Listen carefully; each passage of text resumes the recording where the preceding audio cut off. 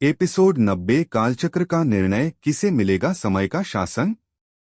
भाग 3 जादुई लोकों की ओर प्रवेश का अंतिम द्वार।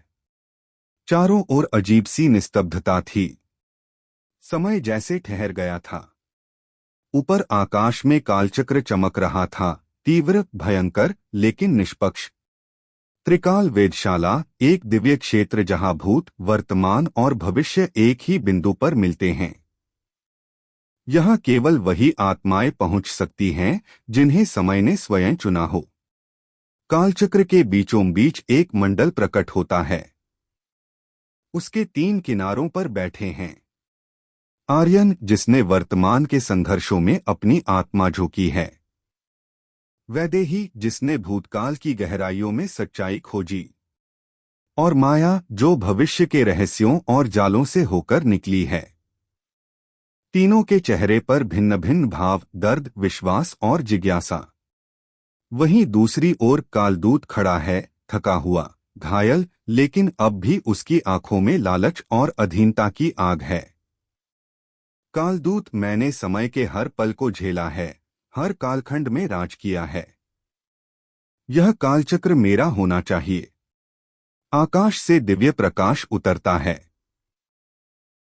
त्रिकाल ऋषि, विवस्वान देव और सर्वेश्वर ऋषि प्रकट होते हैं। लेकिन वे युद्ध नहीं करते। वे बस निर्णय के साक्षी बनते हैं। सर्वेश्वर, यह कालचक्र किसी एक के हाथ में नहीं रह सकता। इसका संतुलन बनाए रखना ही सर्वोच्च धर्म है। तभी कालचक्र स्वयं प्रकाशमान होकर 3 भागों में बंट जाता है। हर खंड पर अलग चिन्ह जलता है।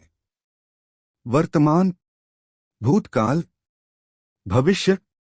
कालचक्र की आत्मा प्रकट होती है, एक विशाल, प्रकाशमय आकृति जिसकी आवाज में गूंज है, जैसे हजारों साल बोल रहे हों। कालचक्र की आत्मा। आर्यन, तू वह है जो वर्तमान में खड़ा रहा। वैदेही, तूने भूतकाल की राख से सत्य निकाला। माया, तू भविष्य की आशंका में भी विश्वास लाई। समय अब बंटेगा। अधिपत्य नहीं, दायित्व मिलेगा। और इसी के साथ तीनों को मिलती है त्रिकाल की चाबी, जिससे वे अलग अलग कालखंडों में संतुलन बनाए रख सकें। कालदूत अब पराजित, क्रोधित होता है। लेकिन वह नष्ट नहीं होता, बल्कि उसे शून्य लोक में निर्वासित कर दिया जाता है। माया, धीरे से, यह तो अभी शुरुआत है। भविष्य कभी स्थिर नहीं रहता।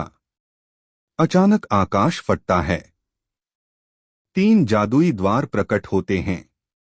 एक स्वर्णिम लोक की ओर, देवताओं की भूमि। एक राक्षसी छाया की ओर, अधोलोक। और तीसरा एक अनदेखे जादुई संसार की ओर। एपिसोड समाप्त होता है माया के शब्दों से, अब जब समय का निर्णय हो गया, तो क्या युद्ध रुकेगा। भाग 3 समाप्त। अब प्रारंभ होगा भाग 4, युगांत युद्ध और पुनर्जन्म का रहस्य।